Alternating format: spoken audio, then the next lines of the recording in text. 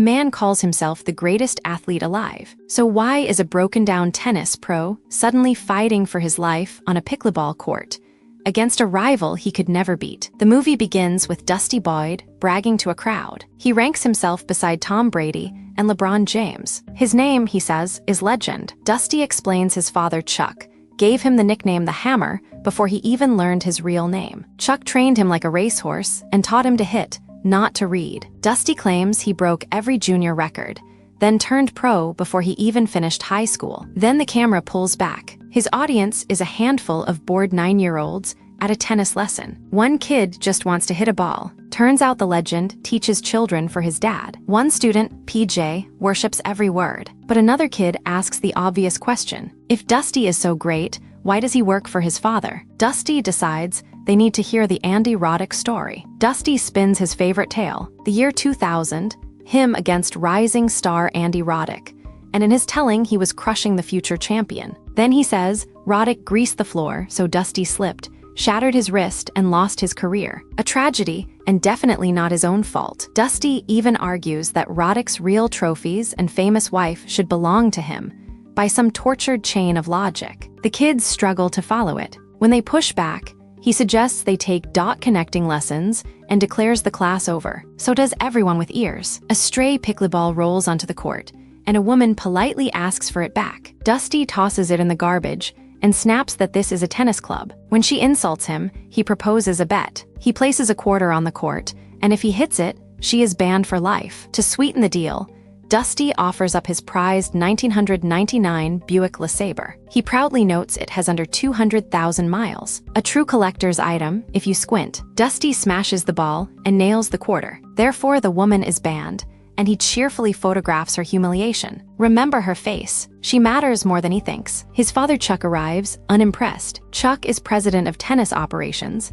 and his son shows up late, dressed like a slob, banning paying visitors. So Chuck announces a dinner tonight for the top brass and orders Dusty to attend on time with a respectable +1. But Dusty admits his girlfriend, Marissa, broke up with him. Chuck orders him to apologize and win her back. This is not a father who takes no for an answer. Dusty finds Marissa and instantly loses his nerve. Therefore, he blurts a strange request. He needs her to pretend they are back together for one single dinner. Marissa reminds him he once called her unfaithful. Dusty notes she was unfaithful repeatedly with a whole roster of men. His memory for the exact numbers is genuinely impressive. Still, she agrees to help. At the dinner, Dusty and Marissa lay the fake romance on far too thick. They loudly announce they are trying for a grandchild and gush about their imaginary happy relationship. Chuck seems delighted. The other guests seem deeply alarmed. Then Chuck rises for a dramatic speech. Tennis, he declares, is elegance and aesthetic perfection,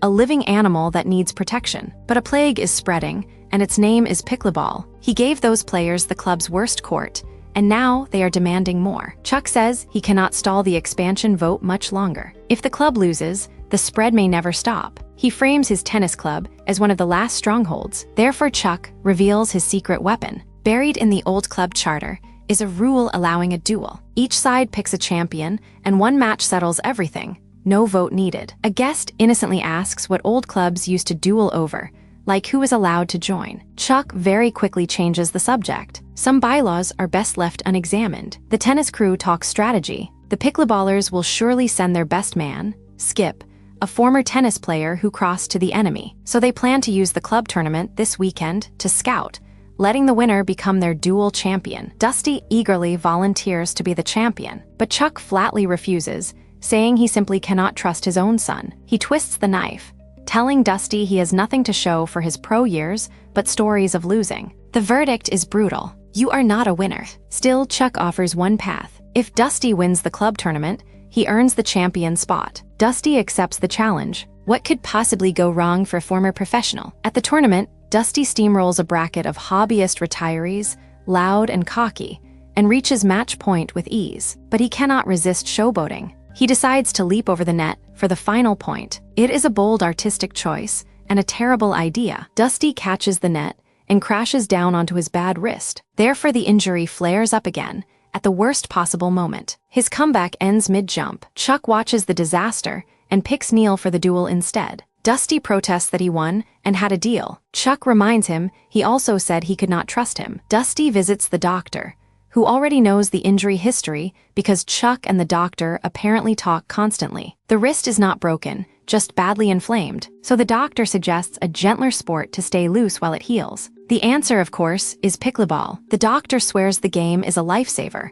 citing a shoulder injury from being bitten by a person, not an animal. It is an unsettling detail, delivered very casually. Dusty flatly refuses to play something so dorky and asks for painkillers instead. The doctor is not that kind of doctor. The doctor warns Dusty to rest the wrist completely, then pivots to recommending a very questionable singles website. As a final joke, the doctor actually writes pickleball on a prescription pad. This appointment has fully derailed. Later, a confused pharmacist stares at the note, unable to fill a prescription for a sport. Somehow this is not even the strangest part of Dusty's week. It is about to get much stranger. Alone and bored, Dusty starts poking around a pickleball social app the doctor mentioned. He tells himself he is only browsing, purely for research. That is not remotely true, and his thumb keeps tapping. Fumbling with his phone, Dusty accidentally signs himself up for a local pickleball mixer. He shows up and immediately tries to leave. But Skip's group is short one player,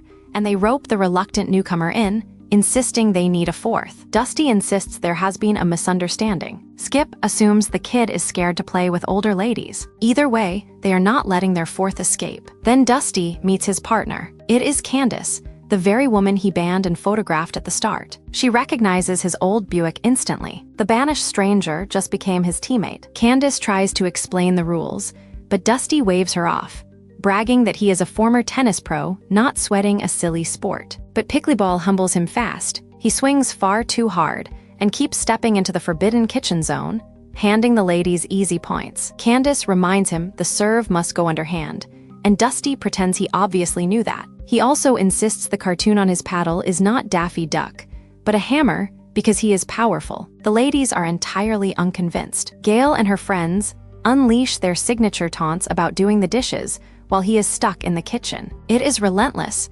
coordinated heckling from women 3 decades his senior. Dusty is losing to a comedy troupe. A close line call sends Dusty over the edge, screaming that the ball was in when everyone saw it out. Then Gail calls out Dink, the actual name of a soft shot, and Dusty is certain it is a personal insult. Nobody can convince him otherwise. Dusty spirals into a full meltdown, loudly asking if he looks like he is freaking out while completely freaking out. Therefore, he storms off the court, declaring he hates the stupid game. But Candace calls after him with a challenge. She wants a rematch, and the loser buys lunch. Despite himself, Dusty says he would like that opportunity. Over tacos, Dusty gets to know the crew. He learns Candace once assisted Gail, a big-time lawyer, until an incident. Gail struck a police officer, claiming she never realized the uniformed man was a cop, then testified for his side. This friend group is a lot. They also mention Candace unraveled after her divorce and bought a large snake,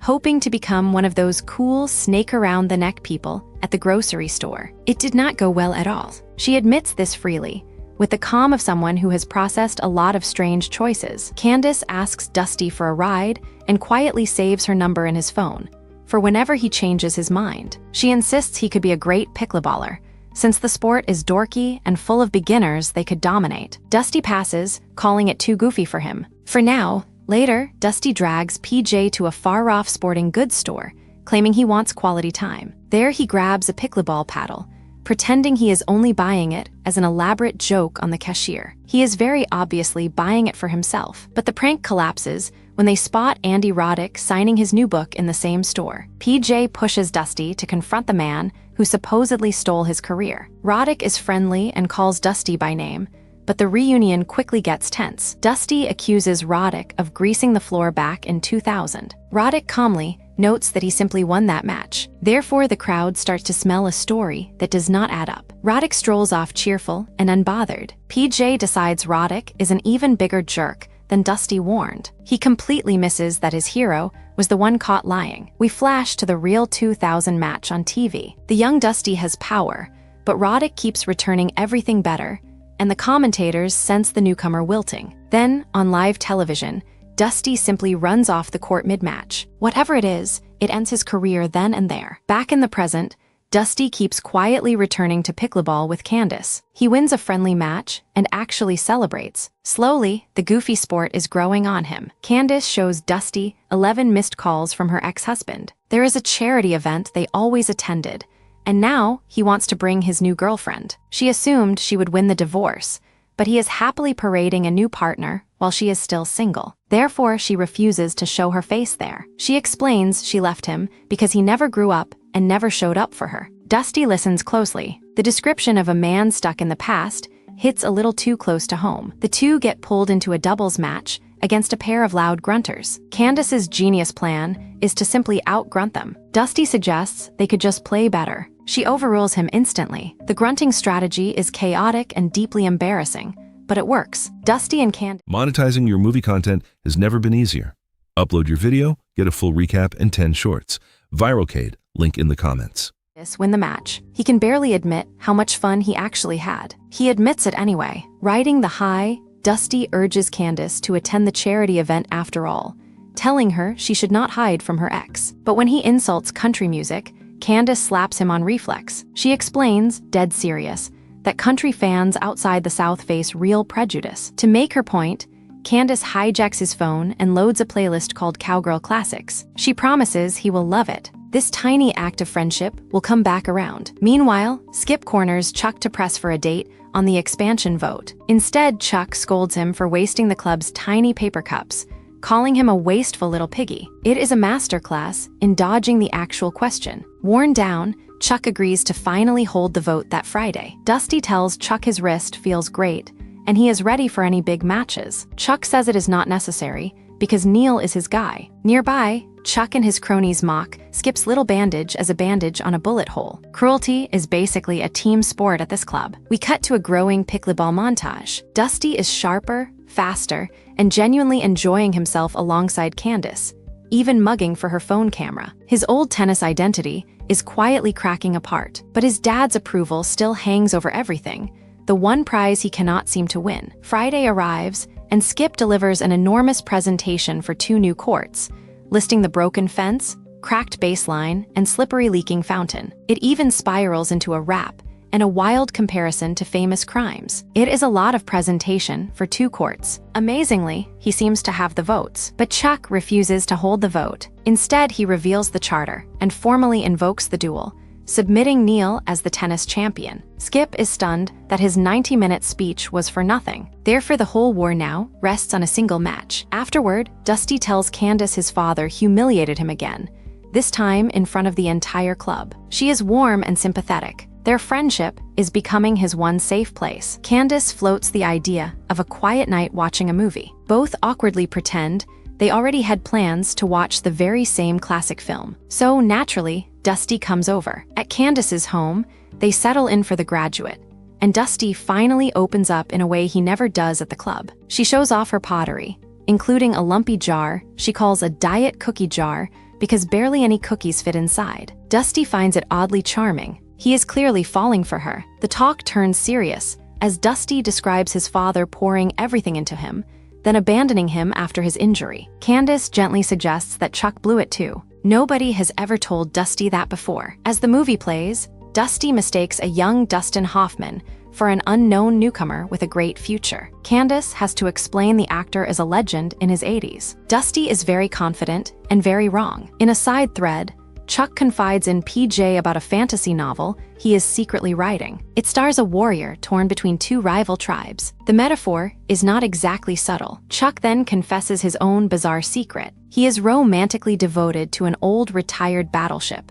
reciting its construction date and landmark status like tender wedding vows. PJ takes this revelation with remarkable calm, mostly curious about the mechanics. It is a truly unusual heart-to-heart, and a rare peek at the lonely man behind the tyrant. Their strange bonding session comes to an abrupt end when a manager barks at them to get out of the pool in the middle of the workday. Chuck and PJ climb out, drenched and unbothered. Around this club, dignity is always optional. The night of the charity event arrives, and Candace bravely shows up, reminding her ex that he does not own the place. But facing Mitch and his polished new partner B is harder than expected. Candace grows pale and shaky, her practiced confidence slipping away fast. Then Dusty strides in and announces himself as Candace's new man. It is a rescue mission disguised as a boyfriend. Candace is stunned and quietly grateful. Dusty commits fully to the act, showering Candace with compliments in front of Mitch, even wearing an old cowboy hat she gave him. Then the pair hit the dance floor to her Cowgirl Classics playlist. For a moment, it stops feeling like an act. They both feel it. Afterward, a glowing Dusty thanks Candace for everything. He says he was in a dark place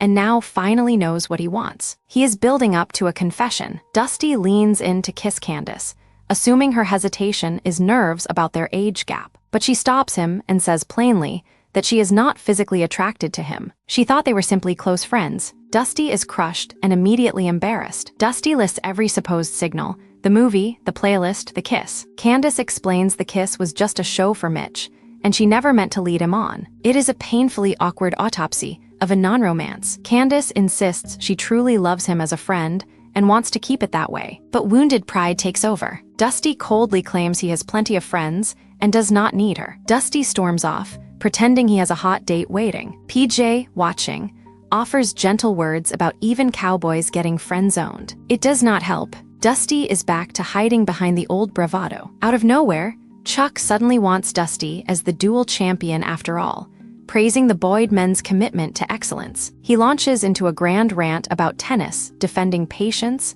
discipline, and the decline of humanity itself. It is deeply dramatic for a racket sport. Dusty is just thrilled his father finally believes in him. At a follow-up visit, the doctor casually mentions the reason for the change. Chuck's chosen champion, Neil, has died. The doctor recounts a freak story of Neil disturbing a nesting owl in his attic, which attacked him viciously. Dusty is stunned. He had no idea. Trying to escape, Neil tumbled off his own roof at the exact moment his wife pulled into the driveway, who swears she never saw him. The whole thing is grim and absurd in equal measure. It somehow gets worse from here. Therefore, Dusty realizes the awful truth. His father did not suddenly gain faith in him. A tragic accident simply removed the only other option. The owl chose him, not Chuck. Chuck barely denies it, joking that if the owl could hold a racket, he would enter the bird instead. He admits his advisors talked him into Dusty. The praise was hollow all along. Devastated, Dusty hides at home, but loyal PJ shows up,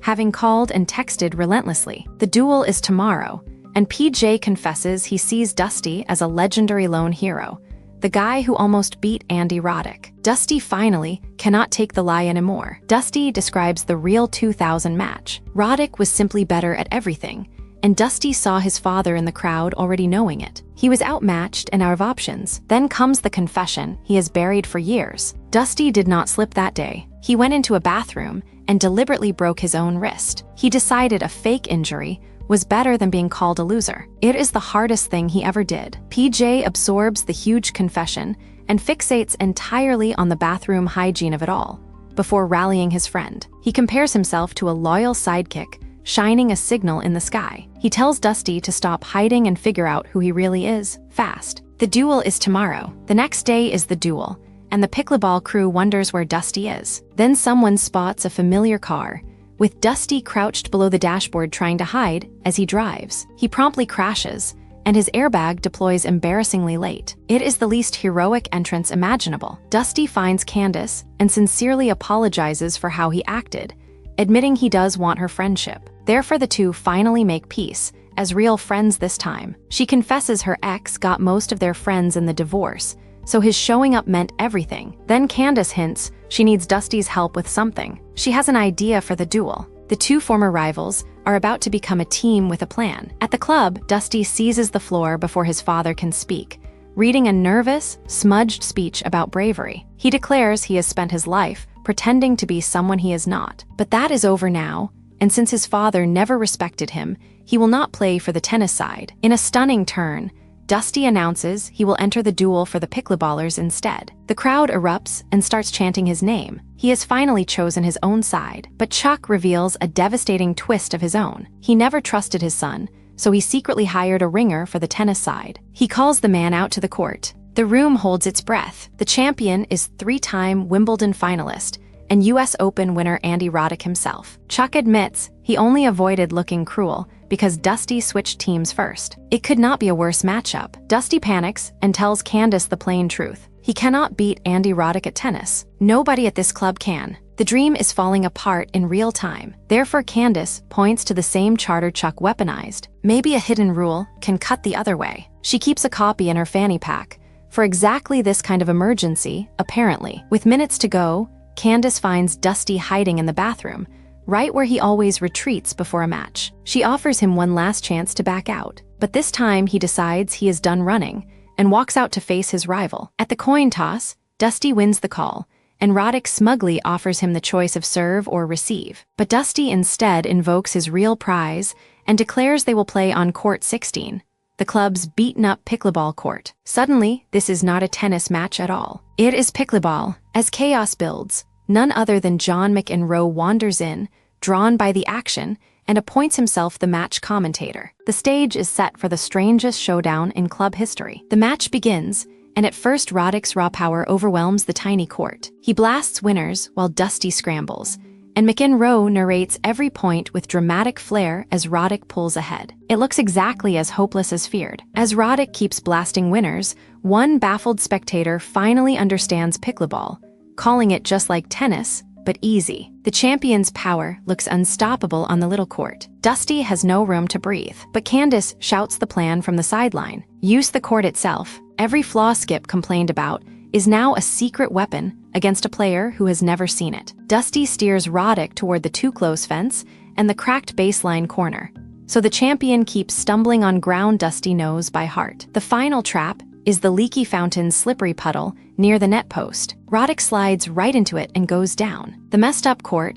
is doing exactly what Skip promised it would. The momentum flips completely, and it becomes the Dusty show on court 16. He even fires the old kitchen taunts back at Roddick, crediting the jokes to his 70-year-old pickleball friends. He is not the same cocky loner anymore. The match reaches its final point, with Roddick fighting to survive. McEnroe marvels that Dusty has transformed his whole style, letting softness be his strength at last. But Roddick adapts and starts dinking too, and the two settle into a patient, agonizing exchange McEnroe dubs a genuine dink-off. The dink rally drags on forever, two heavyweights in a slow-motion tickle fight, each softly tapping and waiting for the other to pop the ball up too high. It is patience against patience, ego against ego. The whole club leans in, breathless. Then Roddick finally lifts one too high, and Dusty answers with the perfect soft dink. The ball drops untouchable. Hammer wins the match on a dink. The pickleballers explode in joy. They are getting their courts. Dusty and Candace celebrate wildly,